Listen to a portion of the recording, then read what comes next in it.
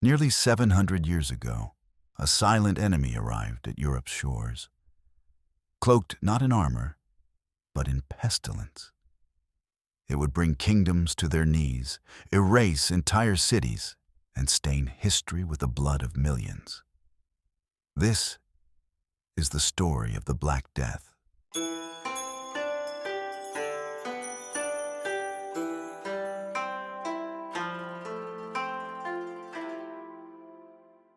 Welcome to the Timeless Brew, where history brews in unexpected ways. Today, we dive deep into one of the deadliest pandemics the world has ever seen, the Black Death. The Black Death swept across Europe in the mid-14th century, starting in 1347, but its origins trace back to the distant lands of Asia. It was in Central Asia, around the region of the Mongol Empire, where the deadly disease began its journey westward. By 1347, it had reached the Crimea, where the Genoese traders had established a colony. It was here that the plague, carried by fleas living on rats, first made its deadly entrance into Europe. It quickly spread along trade routes, infecting cities and towns across Europe. By the summer of 1348, the plague was in France, Spain, and England, and within a year, it had claimed millions of lives. The disease spread through Europe with astonishing speed, moving from the shores of Italy to England, and then onward to Scandinavia and Russia. In some areas, as much as 60% to 70% of the population perished. The symptoms of the Black Death were unmistakable. Victims first developed high fever, chills, and fatigue. This was followed by painful, swollen lymph nodes called buboes, which became the hallmark of the disease, especially in the armpits, groin, or neck. Many also experienced a blackening of the skin, hence the name Black Death.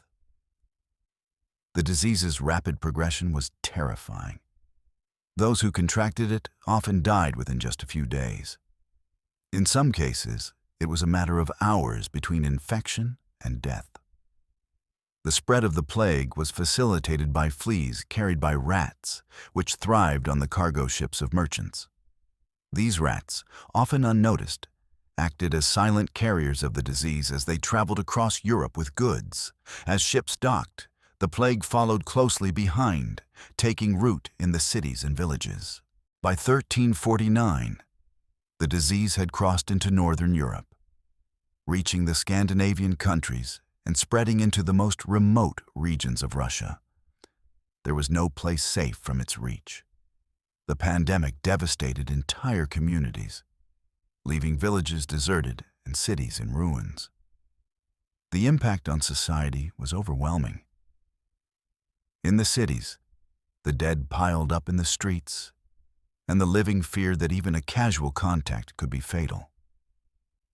Whole families were wiped out, and the workforce, critical for farming, construction, and trade, was decimated. One of the features of the Black Death was its indiscriminate nature. It killed rich and poor alike. The nobles, who had once ruled over vast estates, now found themselves vulnerable, and entire aristocratic families were lost to the plague.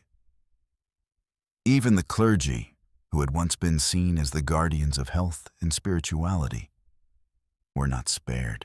While many tried to understand the cause of the plague, explanations varied widely. Some believed it was God's punishment for humanity's sins. Others blamed the stars, the planets, and even the movement of the earth. The air itself was believed to be infected, with the disease carried through bad air or miasmas. In some areas, the Black Death fostered superstition and fear. People turned to extreme measures, from self-inflicted penance to seeking out the help of wandering flagellants, who whipped themselves in public displays of devotion. Others sought refuge in religious extremes, hoping that acts of faith could protect them from the wrath of God. The economy also suffered terribly. With so many workers dead, agriculture ground to a halt and food shortages became common. The production of goods slowed dramatically, and trade between cities and countries nearly collapsed.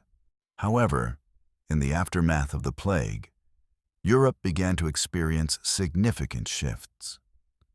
The labor shortage led to higher wages for workers, and this newfound wealth among the peasantry helped challenge the old feudal system. The social structure, which had been rigid for centuries, began to show cracks as workers and peasants gained more leverage. The Black Death also ushered in a period of profound religious and intellectual transformation. While some turned to the church for answers, others began to question the power of the clergy, leading to a decline in the church's authority. The plague was also a catalyst for the Renaissance, as people began to turn inward and explore new ways of thinking about the world. By the end of 1351, the worst of the plague had passed, but its impact would echo throughout history. The population of Europe had been reduced by a staggering 25 million people, roughly a third of the entire population. Entire cities had been wiped off the map, and Europe would take centuries to fully recover from the devastation. Though the Black Death is often remembered for its horror and destruction, it also forced Europe to confront its own fragility and begin to rebuild in ways it never had before. It set the stage for the modern world as reshaped the social, economic, and cultural fabric of Europe. The story of the Black Death is not just one of devastation, but of resilience and adaptation. It was a moment in time when the world seemed to collapse.